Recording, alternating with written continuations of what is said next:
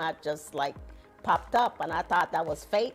All of the skills, everything that you're going to need to succeed, you can get at Piedmont. I never envisioned that I would have a career in aviation. And now that I've been here, I can't imagine working any other place.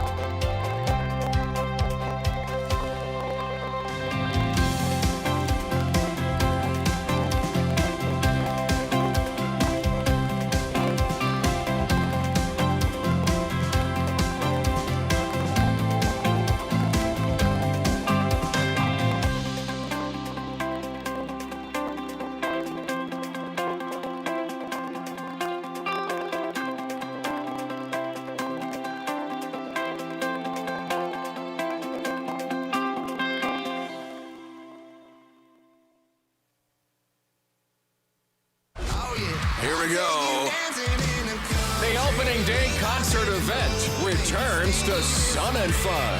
Get ready for Tyler Hubbard of Florida Georgia Line featuring Uncle Cracker. Turn up the fun with 51. Tuesday night, April 1st with Tyler Hubbard of Florida Georgia Line featuring Uncle Cracker at Sun and Fun.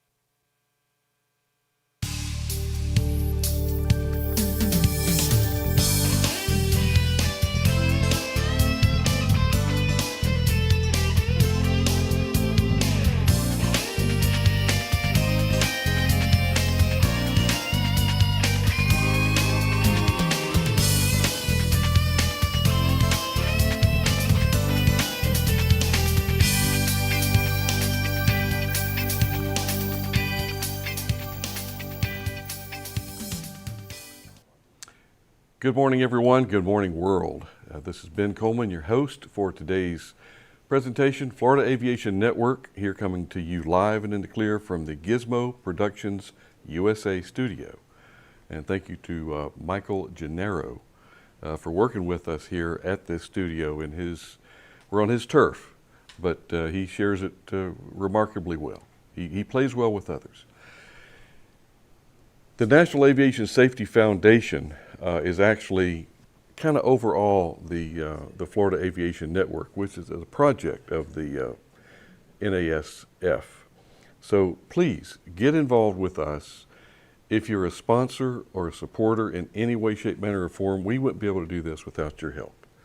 So we are making a mark. We're making a difference. I think we're responsible for reducing at least a half a dozen accidents just this last week. Prove me wrong. We're going to talk about something a little bit different today, but there is an airworthiness thread in here. We do have some production from the Seniors Soaring, National Seniors Soaring Association in Claremont, Florida at the actually Seminole Lake Glider Port.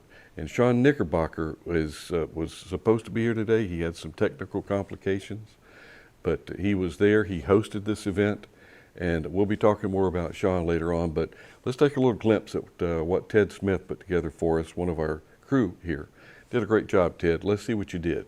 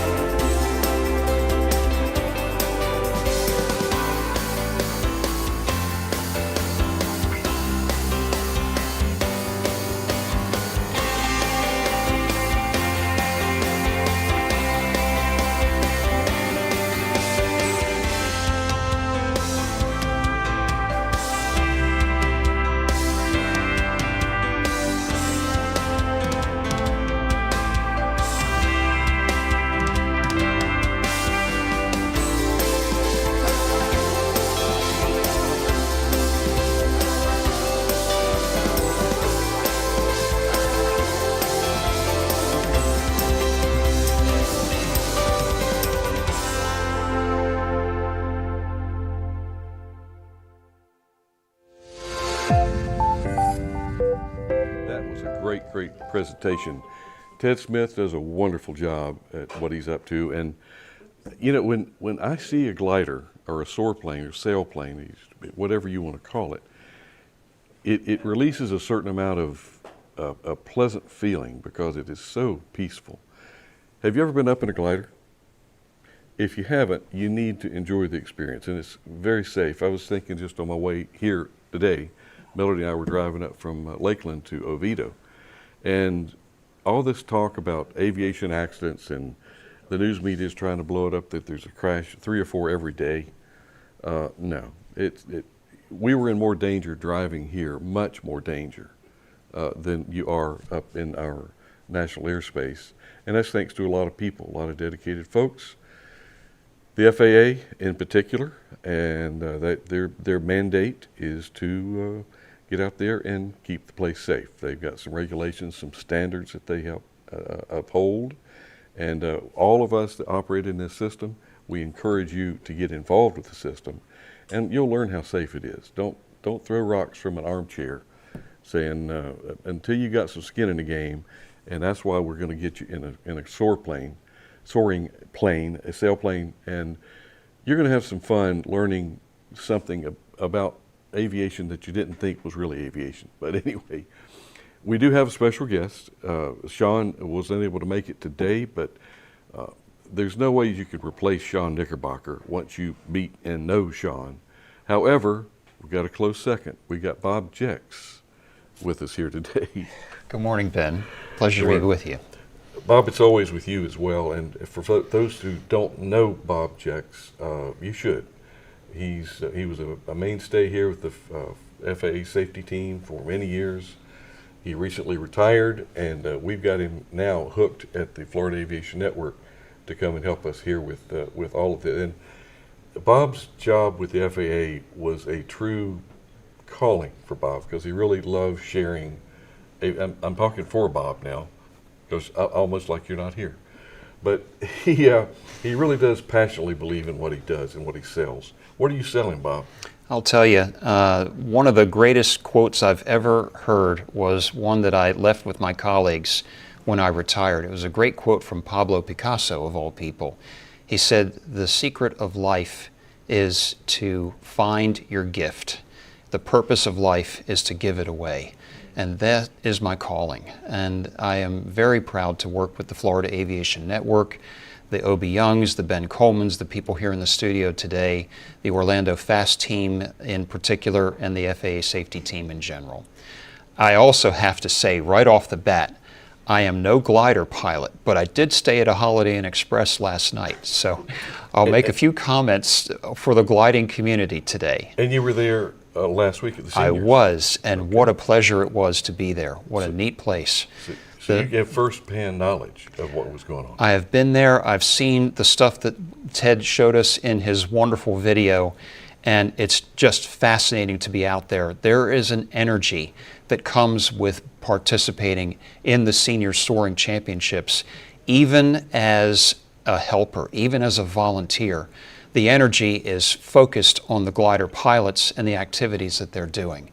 It's amazing to see, it's amazing to watch, and even more so to participate in it. Well, I tell you, the energy you're talking about there, the event at the seniors at Claremont, that was the amateur and the beginners, is that correct? Hardly. The Senior Soaring Championships is let me interrupt you. Yeah. There's John McElhaney.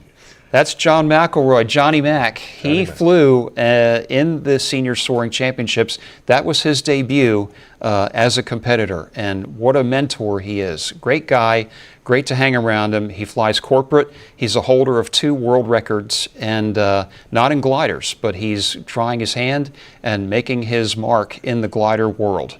And I helped him get his glider into the air, and what a pleasure it is to be with that guy. So Johnny Mac, a tip of the hat to you, sir, and I look forward to working with you in the years ahead. This is no place for amateurs. The Senior Soaring Championships is for guys who know what they're doing, because as you saw in Ted's video, there were 60 gliders there queuing up for takeoff.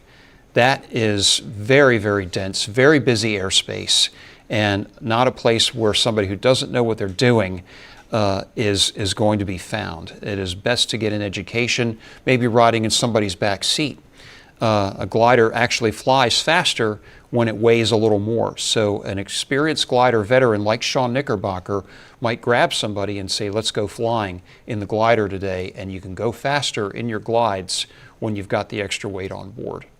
And particularly a little aft CG. Little aft CG, the Not too aircraft much. can be a little more maneuverable, a little harder to recover from the stall, but we won't stall. No. Bob, we're on the prefaces here of the beginning. Why would someone want to start their flight training and their education in a soar plane? I think the answer to that question, and it's a very good question for any aspiring pilot of any kind, even the Wright brothers knew this. They said, and their famous quote is, "It is possible to fly without motors, but not without knowledge and skill." The Wright brothers perfected the art of aircraft control by flying gliders first. Once they had that dialed in, all they needed to do was add a motor to their machine, and voila, they had the first powered flights. An aspiring pilot in today's world would do himself a wonderful service by learning how to fly a glider. That is where you fly, learning the value of rudder skills. You must know rudder skills in order to fly an airplane. You will learn those rudder skills flying a glider. It is possible, it's baked into the regulations. You can start out in gliders. You can continue on to get a private pilot or a sport pilot glider rating. They're changing the sport pilot rules, hopefully later on this summer. You can start out in gliders and move on to powered aircraft, just as the Wrights did, and working within a well-established FAA regulatory framework. Bob, I have some grandsons. They just lost a little bit of age on me. Things happen. Things change. But at 14, they came to me and said, "Hey, Papa, can we take glider lessons?" And I said, "Well, I don't know. We have to ask Bob Jex." The answer is a 14-year-old can start out in gliders and they can solo on their 16th birthday. It is wonderful experience for a 14-year-old, even someone who isn't sure if they want to go into aviation. One of the best things, if you're a mentor of young people, take your inquisitive youth and take them out to the glider port. Seminole Lake is one, Pearson is one, Zephyr Hills is another one. There's glider ports all over Central Florida. Look on Google to see where the glider ports near you might be. Take them out for an introductory lesson and let them be introduced to the marvels of flying without an engine. It is possible to do it, very safe to do it. There's limitations that you have to honor. And get them involved at an early age, and it's so fun to be out there. Well, Bob, I've been getting some nasty notes here on my communication device, my hailing device. They're complaining that I thought Plane Time was an aviation maintenance safety show. What are you talking about gliders so much? Okay, I'll bite. We'll go there. There's plenty of aeronautical maintenance information that you either need to know, need to learn, to even operate a glider. They don't just put themselves together as they come into the trailer, but we encourage you to look up, and I'm going to ask you a question. What is the definition of airworthy? Don't answer it. Don't blurt it out. Everybody, not all at once. Not all at once. Just what is the definition of airworthy? At the end of this segment, we're going to go back and revisit that. And then I want to hear everyone, including you sitting on your couch eating potato chips, what the definition of airworthy is. It's easy. But anyway, okay, jumping back in it. Bob, if we were to have an opportunity to get to a glider port, where would we find a glider port? Did you realize, you know this because you drove here, but the place that this seniors tournament took place is within like 35 minutes of Orlando. Claremont is not that far away. Groveland, Claremont. And if you're in a municipality, there's typically a glider port somewhere within an hour or two, maybe, of where you live. Where would resourcefulness? Sure. Where would you go if you were looking for a glider port? Typically, the glider ports are typically located well away from the busiest airspace in a region. So for Orlando, you'll find the Seminole Lake glider port on the west edge of what is known as the Mode C Vale, out there in Groveland, Claremont, and You'll find glider ports away from the busiest airspace. Why? There's a couple of reasons. Number one, gliders are harder to see. They're slower than powered aircraft in many cases.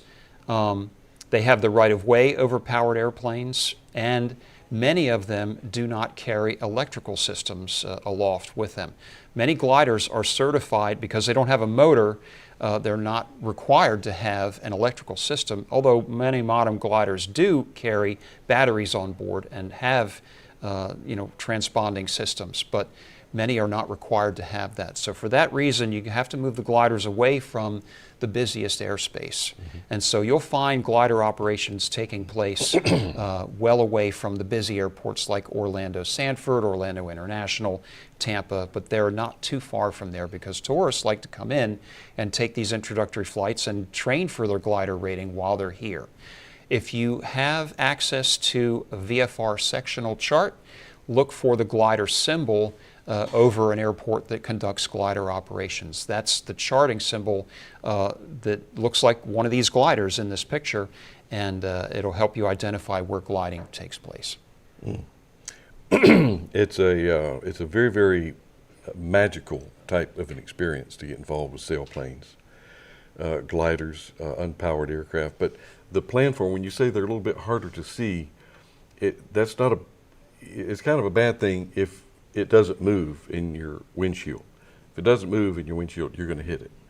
But the planform, as they're approaching you, is very, very small. Probably just, I don't know, probably three cubic feet. Yeah, these aircraft are optimized for slow speed aerodynamics, and they're optimized for low speed flight. They have what they call high aspect ratio wings that provide tremendous coefficients of lift at the relatively slow speeds that they fly. They are extraordinarily photogenic. Look at these beautiful aircraft in these pictures. They are wonderful to look at from the ground or even from another glider. I'm sure that the hawks and eagles and buzzards that circle with these gliders also enjoy looking at them. They do spend a lot of time looking at one another, the glider pilots and the birds. But they are hard to see even when you're looking for them sometimes. When there's a lot of haze in the atmosphere, it makes a glider very difficult to see. And so there are systems that many gliders carry with them one of them is called FLARMS, F-L-A-R-M-S, that is a glider-to-glider communication device that allows gliders to be alerted to the presence of one another. It's I reflect back to my glider experience, which is short, but and a long time ago, but it never changes because it's so. All you hear is the wind going by the canopy, but your sense of your sensations, kinesthetics, your visual, you're actually more tuned into what's going on outside the glider, because there's not much to look at inside the glider because you're feeling for lift on and the attitude of a 30-to-1 glide ratio. A lot of people, that doesn't mean much to them, but for every 1 foot or every 1 inch that you drop, you go 30 inches forward. Or 1 foot, that's 30 feet forward. So tell me, I don't think people realize how far these gliders race on this turf. I mean, they go up into Georgia. And do you know some of the courses, Bob? Our friend Sean Knickerbocker routinely, and without much effort, is able to take his glider. It's a high-performance glider with an engine if he needs it, but he doesn't normally need it. He's able to go out to Tallahassee from Claremont on a single aero tow and back very easily. He's able to read the clouds. He's able to catch the thermals and ride them all the way out and back. World record flights have been set from State College, Pennsylvania, in central Pennsylvania, down into the southern Appalachian Mountains, riding ridge waves, for lift. Rather than thermals, they ride along the rising air coming up from the Appalachian Mountains. Well-known phenomenon. And you're able to go thousands of miles. In fact, you're limited more or less by the the amount of sunlight that you're going to have on those flights. And so those world record flights are started right at the legal beginning of daylight, and they're terminated near the end of what is legal for daylight operations. So they could stay airborne for that long. Bob, here's a technical question for you. You're a pilot and all that, aren't you? On paper, yes, sir. Okay. Why would you have an oxygen cylinder in a glider? That's a good question. And in fact, you can even get an instrument rating. As a glider pilot, you need to be instrument rated for the types of flights that some gliders can do. There is mountain soaring, mountain wave soaring that takes place out at Nevada. They reserve a block of airspace. These guys fly up high enough where the atmosphere thins out tremendously. And these guys are flying in the IFR flight levels, and they block off commercial flights from going through there during the windows that these gliders operate. But that's up in IFR airspace. You can't just be VFR anymore. You have to have an instrument rating. Well, we're talking altitudes. I mean, there's some Huge, records yeah. that are set. Yeah, oh yeah. Altitude records. Yeah, tens of thousands of feet. I don't know what the world record is for high altitude glider flights, but these guys are flying high enough to need thermal clothing, even pressure suits in some extreme cases. What's this turn into cabin heat? Using what?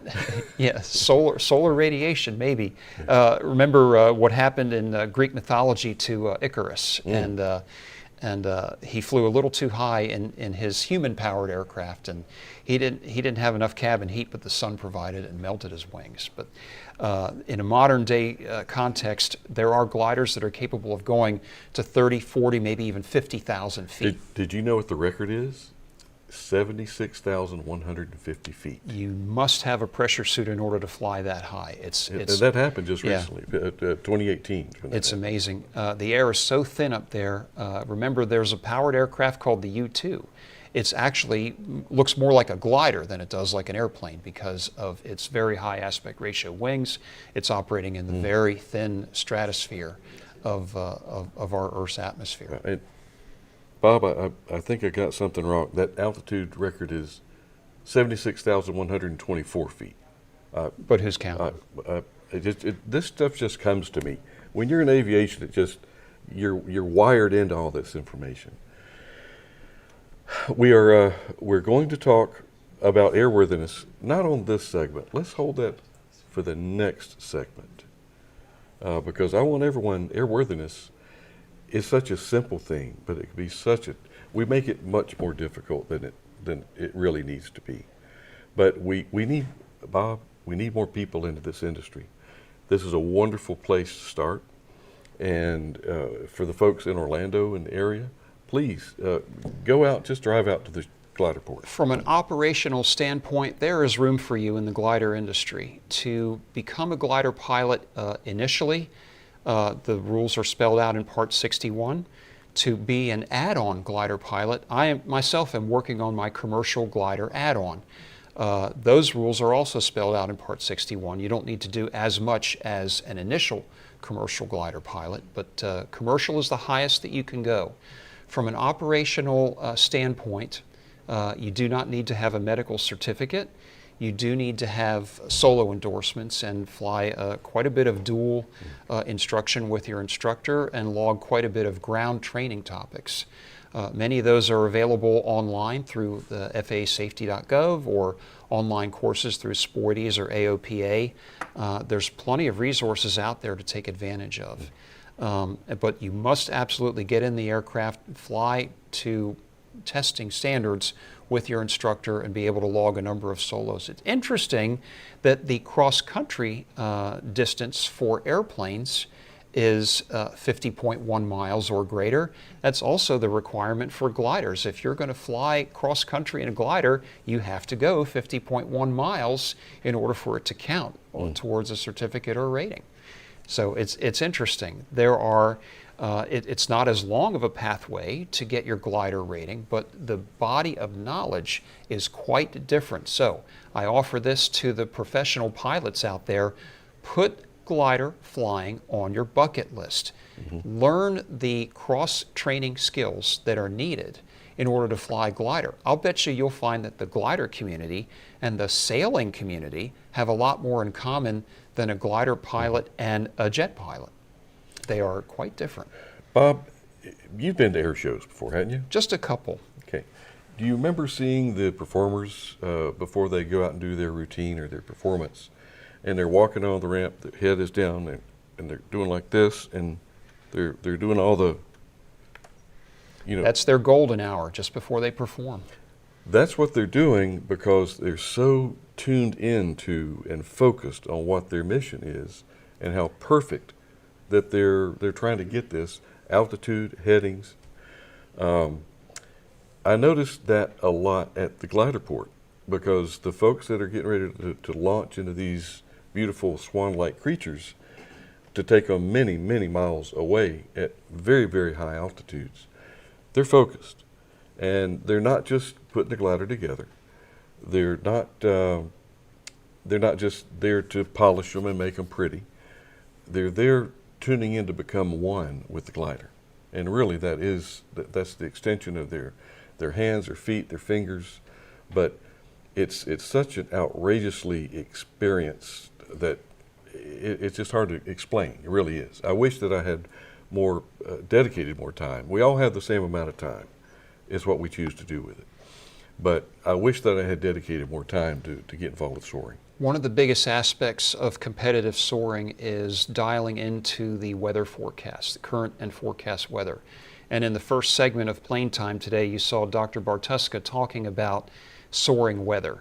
It's a huge body of knowledge. The ability to read and interpret weather information as it pertains to a soaring flight is a learned skill. I still have a long way to go in my own training for that.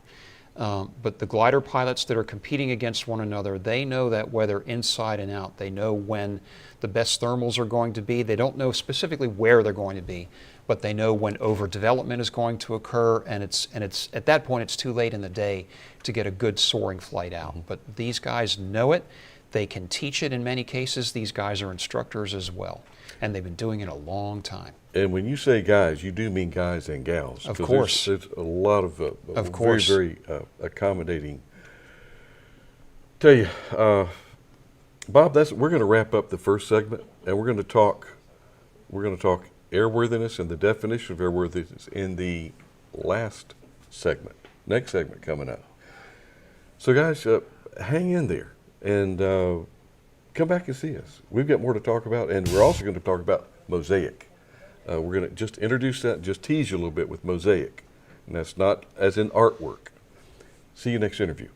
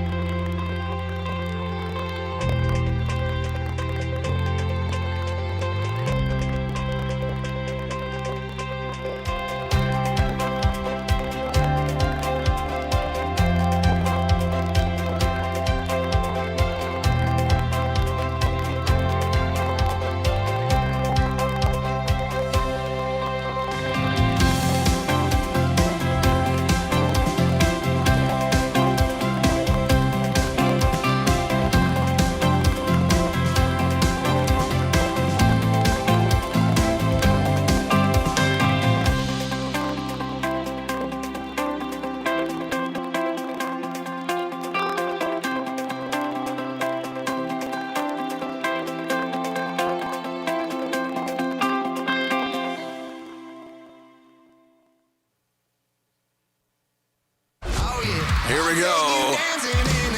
The opening day concert event returns to Sun and Fun. Get ready for Tyler Hubbard of Florida Georgia Line featuring Uncle Cracker. Turn up the fun with 51. Tuesday night, April 1st with Tyler Hubbard of Florida Georgia Line featuring Uncle Cracker at Sun and Fun.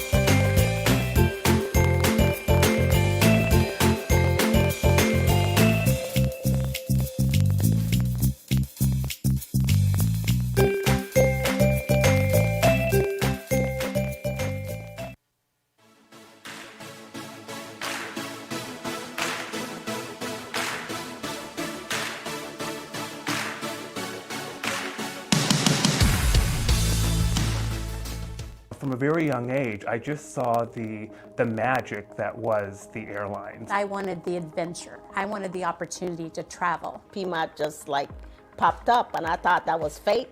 All of the skills, everything that you're going to need to succeed, you can get at Piedmont. I never envisioned that I would have a career in aviation. And now that I've been here, I can't imagine working any other place.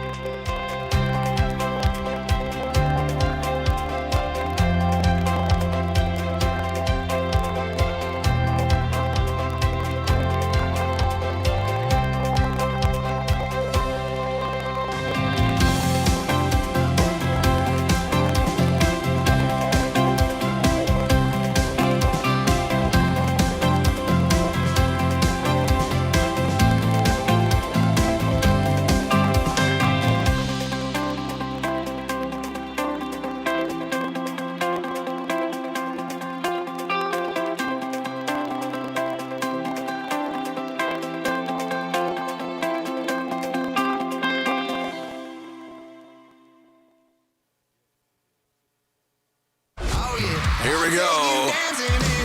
The opening day concert event returns to Sun and Fun. Get ready for Tyler Hubbard of Florida Georgia Line featuring Uncle Cracker. Turn up the fun with 51.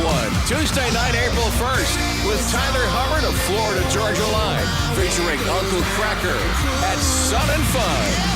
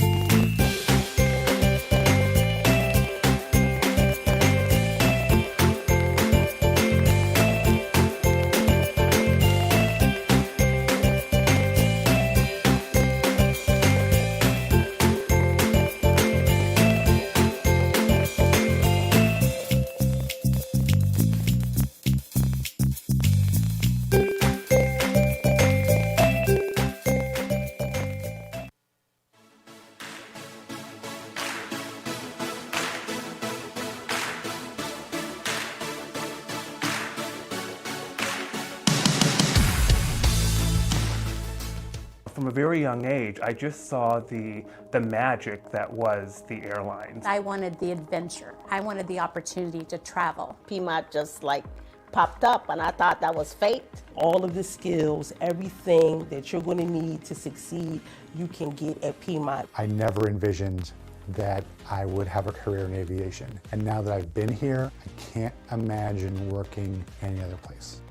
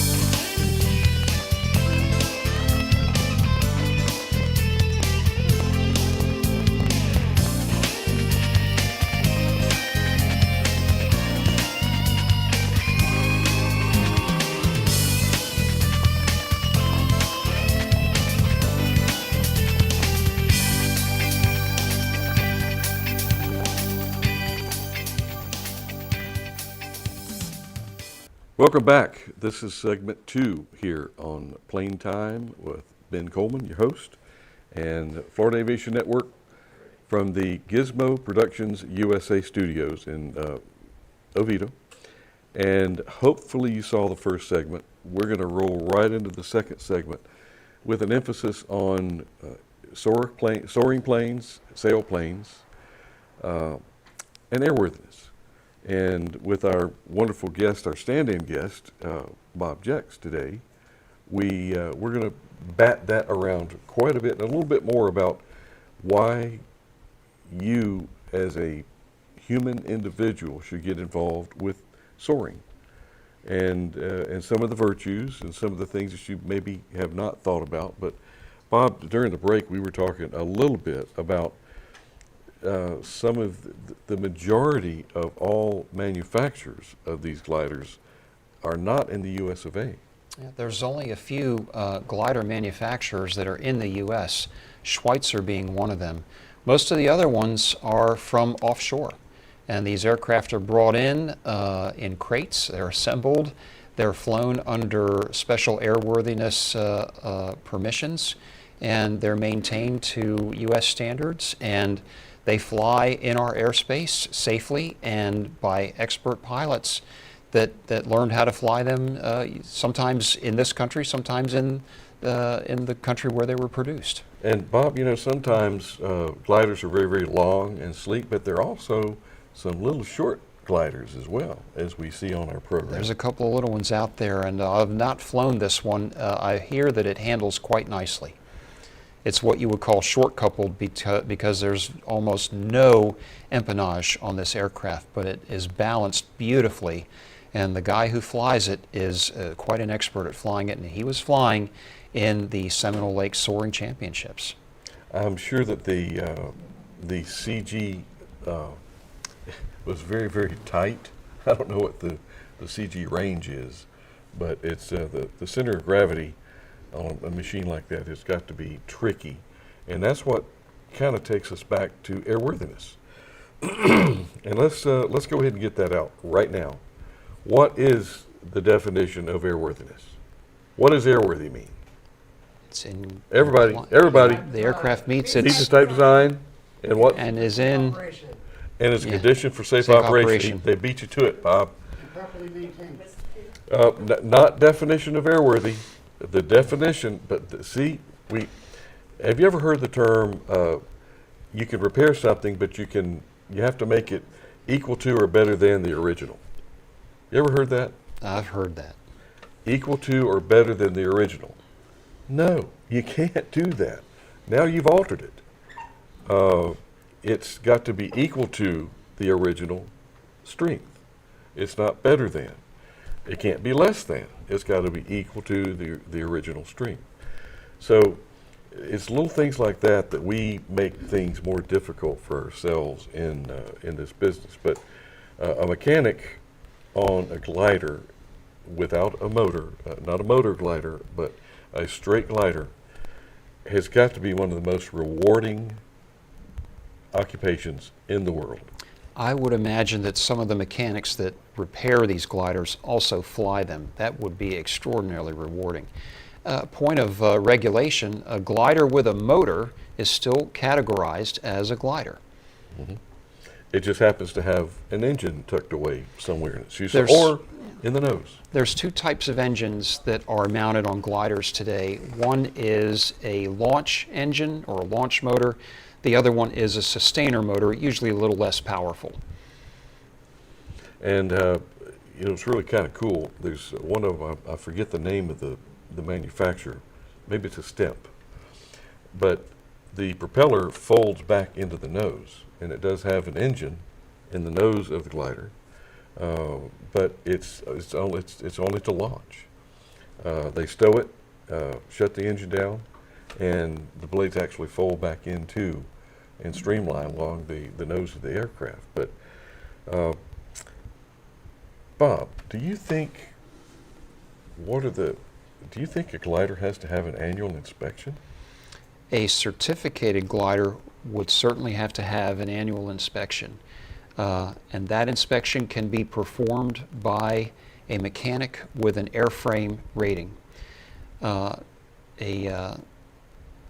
glider with a motor would also have, a certificated glider would have to have an annual inspection, but the motor would have to be inspected by somebody with a power plant rating. And that's true. See, we pick these things up, we learn these things all the time. And one of the things that people don't always realize, and it's not difficult to get a airframe and power plant certificate or a mechanic's license with the FAA, but you got to be extremely dedicated, because you either go to an approved Part 147 school that's kind of is fast tracked, and you can get out of that in probably 30 months. But if you are out in the field doing it by your experience, you have to have 18 months for an A, 18 months for a P, or 30 months for an A and P. Can you get just your power plant light rating, Bob? I suppose you could, but in the glider community, that might be a little bit of a challenge. One good place for an aspiring mechanic to start out would be to observe operations, including the assembly and disassembly of a glider. You do not have to be a mechanic to assemble or disassemble a glider, but if you want to learn the systems and the inner workings of the machine, a great place to do it is when they're putting one together or taking one apart. That is a very common operation in the commercial world, and especially in competition. If a glider has to land out, it's no big deal as long as it isn't damaged on the landing. A disassembly and trailering back to a place where it can be launched again, that's an everyday thing. And Bob, how do you eat an elephant? One bite at a time, Benji. Okay, do you have to have both your airframe and power plant license to be a mechanic? No, you do not. You can get one at a time. You can do it a la carte. You can get just your airframe license, and all you have to do is just pass a general and an airframe test. You can get just your power plant license, general and power plant. So you don't have to gobble the whole elephant down in one foul swoop. Let's just eat him or her one at a time, one bite at a time. But I do encourage folks to get the airframe. Probably, I'm going to say is more difficult because there's so many different aspects, manufacturers that you're dealing with, and right up to the point where it gets to the firewall, you can do just so much as an airframe mechanic, but you can't sign off or endorse legally anything to do with the power plant assembly. Can you accessories? Boy, if the accessories are certificated or STC'd for the aircraft, you probably cannot. Okay. Well, I tell you, it's a multitude of information that's all available. Where would I go, Bob, if I really wanted to dig into this about how to be a mechanic? Where would I go? I'd go into the FARs to start with. FARs, what's that? Is that the Federal Aviation Regulations. You know what else I would do? I would start a conversation with mechanics that I knew. And how about just going to hang out around airplanes? You'll learn a lot. Just go hang out at the airport. And we encourage parents to take their kids if they're interested, even if they're not. If you're interested, make it available to them to learn a little bit more about the jargon, the lingo. What's the difference between a low toe and a high toe in gliders? It depends on where the glider sits in the slipstream of the towing aircraft. That's the high toe position, low toe position. The altitude of the tow can be defined also in the brief before the tow.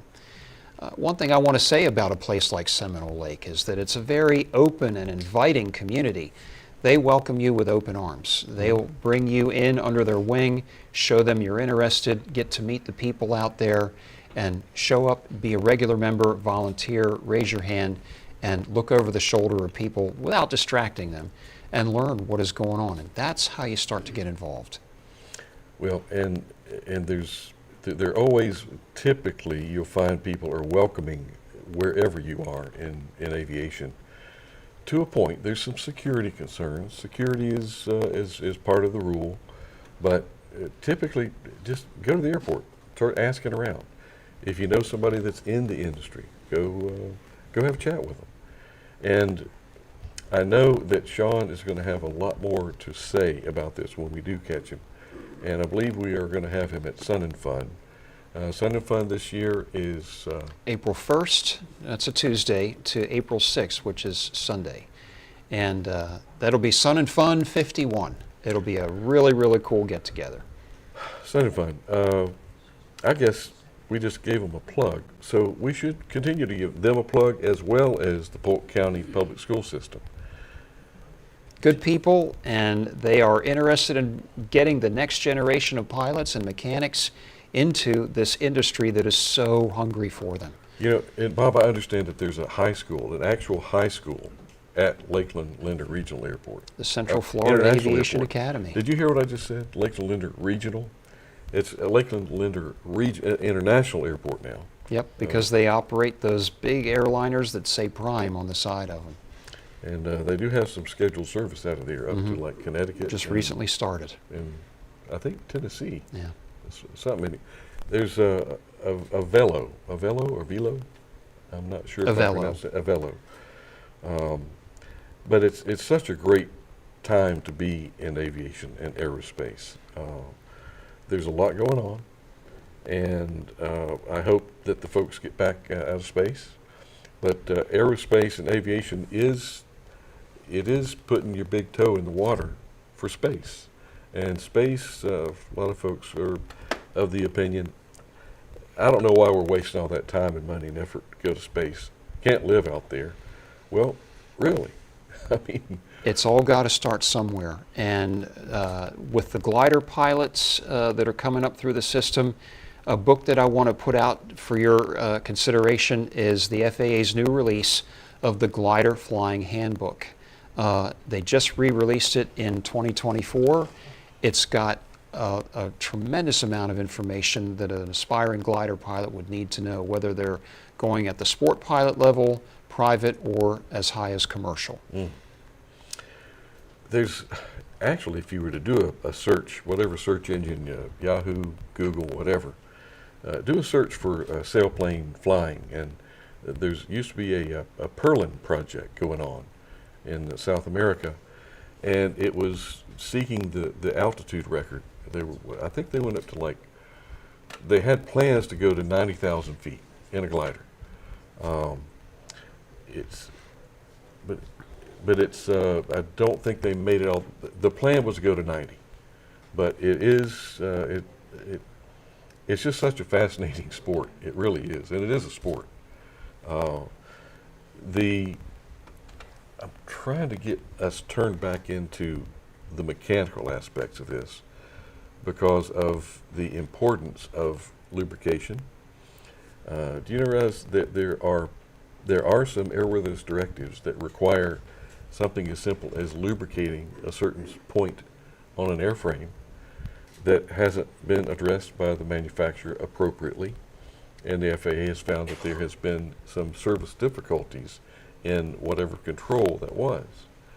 So it's a network of information and sharing information, and I would encourage, I tell you what, I'm going to throw this out there and see if you give me a amen or a hallelujah or something, but the ultimate would be to get a 14-year-old woman, boy, girl, female, male, whatever gender you want to call yourself, to get involved with sailplanes, as well as your airframe license, your airframe mechanics license. Clean, simple, and the general information for your A&P, the general is probably the most difficult test that there is in all of our aviation system. But it's a very encompassing test. You have to know physics. Who would have thought a mechanic needs to know physics? You need to know physics for your general application. That's a huge challenge for any young person, is to get both a pilot certificate and a mechanic certificate at a very early age.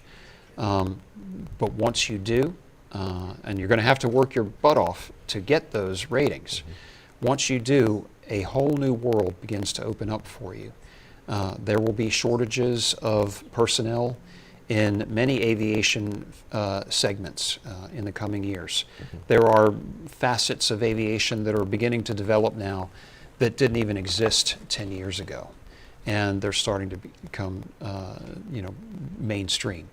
The gliding community will always live, as the glider ports themselves live, on the periphery of aviation, and yet it's the roots of what we do today in aviation. It all started with, well, of course, the Montgolfier brothers in 1783 with balloons, but in a practical sense, it started with the Wright brothers flying gliders and then adding a motor to their glider. Their mechanic, Charles Taylor, was a genius, as were the Wright brothers themselves. and they have inspired countless generations. Think of all that's happened in the 100 years that took place since the first Wright brothers flights on, Kill Devil Hill and Kitty Hawk, North Carolina. We've learned a lot. We have learned a lot, and but we haven't learned it all. We're There's learning still more. so much more. As far as the maintenance requirements on a glider, what can a pilot do or not do on a glider? Big question. Here's something that people don't realize. Do mechanics determine whether or not an aircraft is airworthy or not? That's a great question, and the mechanics will sign off maintenance that they performed, but it's actually the pilot in command on the next flight that returns it to service. A pilot can perform certain preventive maintenance actions on their aircraft, not just a glider, but a regular airplane too. They can, for example, add oil. They can check the air and refill air in the tires. They can polish the canopy. They can do a lot of things that don't involve opening up hydraulic systems or complex assembly operations. Those would require a mechanic. Can they change a tire? Yes, they can. Not just air it up, they can change the whole tire? They can change the tire because it doesn't necessarily open up the brake system for that change. But now here's the sneaky part. They can change the tire, but they have to do it to the same level of expertise as an airframe mechanic would. They have to use the manufacturer's recommendations, have to use the proper tools, have to use the proper lubricants. And if you don't know what you're doing, if you've never done it before under supervision, that's another thing. You can't just go out there and, oh, I've got the book, I guess, yeah, I can figure it out. No, that's not the way we do it. You have to do it under supervision the first time, and then you're qualified to do it the second time on your own. This is where some guys are turned on by the experimental world, where some of the rules are relaxed for the maintenance requirements. But if you are operating an experimental aircraft and maintaining it, you assume some of the risk that is ordinarily otherwise shared with the other professionals in the industry, such as the mechanics. But a pilot who is a builder can get a repairman certificate and make his own repairs, do his own condition inspection. Or her. But he or she assumes that risk of airworthiness for their experimental aircraft. And as far as, okay, I'm Joe Smith. I want to get involved with this, and I've been fascinated by this flight thing since I was a boy. Can I build my own glider? Sure. You mean there's experimental amateur-built gliders out in the world? Absolutely, there's out there. There are two types of. Let's look at the light sport world. There's light sport experimental, light sport special. Light sport special is built in a factory to what are called consensus standards. Light sport experimental is built by Joe Sixpack, the guy in his garage with sawhorses for jigs, and that's an experimental airworthiness standard that is somewhat relaxed. It doesn't have to uphold to the consensus standards, but it certainly needs to be checked by somebody who knows what they're doing. Mm-hmm. That's advisable when you're a couple thousand feet up in the air and you hear something pop. You better know what that pop was. The glider community, probably more than most other communities except the skydiving community, they fly with parachutes in many cases because something could go wrong and they might not be able to make a safe landing. It might be necessary to bail out from the aircraft. Yeah. It doesn't normally happen, but they have that option that they might not otherwise have. And they push the limits on these. These are machines. These are aircraft, and they do beautiful aerobatics. Aerobatics in a glider? There was a famous glider pilot named Manfred Radius who did a beautiful routine. He had authorization to put smoke generators out on his wingtips. They would tow him up to a very high altitude and he would perform air shows in absolute silence. They'd play music just to entertain the crowd, but the aircraft itself didn't make the normal sounds of diving and climbing and spinning that you often hear in combination with any conventional air show. Manfred Radius had a different level of appeal. He could fly loops where he would connect the smoke streams from his wingtips for multiple loops, and it was gorgeous to watch him. It was literally like dancing. He was dancing in the sky. Yeah, he was amazing, and he would make that glider he would fly an inspirational show. Manfred's still around. I don't know how much longer he's going to be flying air shows, but I hope that he's here this year, and hopefully you'll be there at Sun and Fun at Lakeland in April. But the experimental and let me rephrase that. In general aviation, the FAA came up with an idea on how to make it more affordable and have an aviation system that wasn't quite as restrictive as your standard category aircraft, and you're getting your full-fledged private pilot certificate. They came up with this light sport thing. Does light sport, does that spill over into the glider world? It sure does. Even before light sport, they had the recreational pilot certificate, which really fizzled. I think I have more fingers on my hand than the number of recreational pilots that we certificate in the United States every year. So whereas recreational fizzled out, they had industry participation, EAA notably, and AOPA to develop the standards for the light sport industry. And light sport allows you to do some of the things that they had hoped recreational would allow. Light sport allows you to fly, for example, with a driver's license rather than a medical certificate. In gliders, you didn't, as I said earlier, you don't need a medical certificate to fly a glider, fortunately. But you do need at least a driver's license or a medical certificate to fly powered aircraft at higher levels. In the sport pilot world, you can get rated to fly gliders. There are some speed limitations on gliders at the sport pilot level, but you can get endorsements to overcome them. The certification process is simpler. The regulatory process is simpler for the light sport world versus the conventional, what I call the conventional world. And before you go down that path of getting a light sport or sport pilot rating or a light sport aircraft, understand that sport pilot aviation is not recognized internationally. There are other countries that do recognize our sport pilot industry and our light sport aircraft, but most other countries do not. Notably, Europe doesn't yet recognize the light sport thing. So be careful before you spend a lot of money and time going into that limited capability of sport aviation.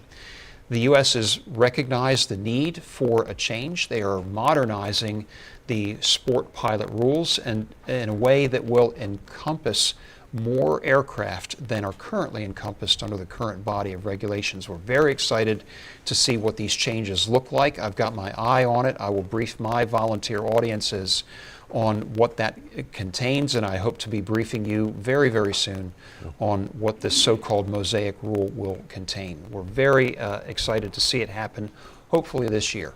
But that's another topic for another day. Bob, tell me a little bit about the Wings program. And what are the virtues of the Wings program, and does that apply to soaring aircraft? And I'm not even going to bring up Part 103, ultralights. That's a whole new That's a whole other thing. That's a different day. The Wings program, in a nutshell, is the FAA's legacy program for pilot proficiency for a lifetime, not just for one or two flights. You can fly gliders, earn Wings credit, even if you're not rated as a glider pilot, you can still earn Wings credit towards the attainment of glider ratings and certificates. The Wings program is normally free to participate in. Today you can earn Wings credit for just sitting in on this presentation and many of the others that go on at Sun and Fun, both with the Florida Aviation Network and with the FAA at the Orlando field office over there at Lakeland.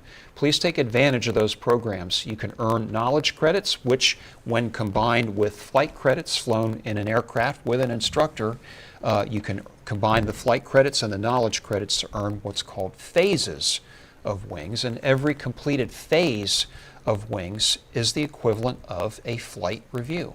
And your regulation on that is 14 CFR 6156 Echo.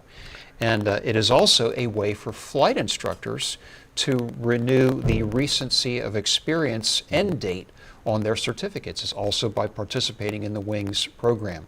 If you want to learn about the WINGS program in detail, check out Advisory Circular AC 6191 Juliet, or ask your local WINGS Pro. I'm a WINGS Pro in the Orlando district.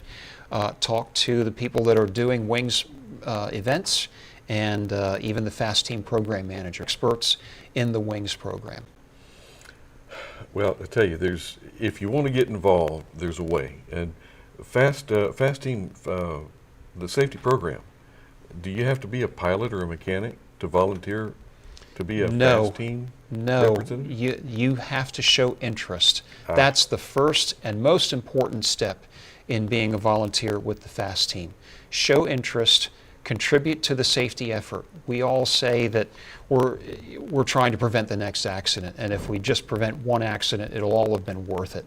The volunteers are motivated by something more than that. There's camaraderie, there's communication, there's networking, there's the ability to talk to people, learn skills, especially at the Florida Aviation Network, which is a FAST Team industry member, which is a more select group of industry organizations that are deeply affiliated with the FAST Team. So there's a place for you in the FAST Team if you wish to become involved, and I encourage you to do that. Go to www.faasafety.gov to begin getting some information.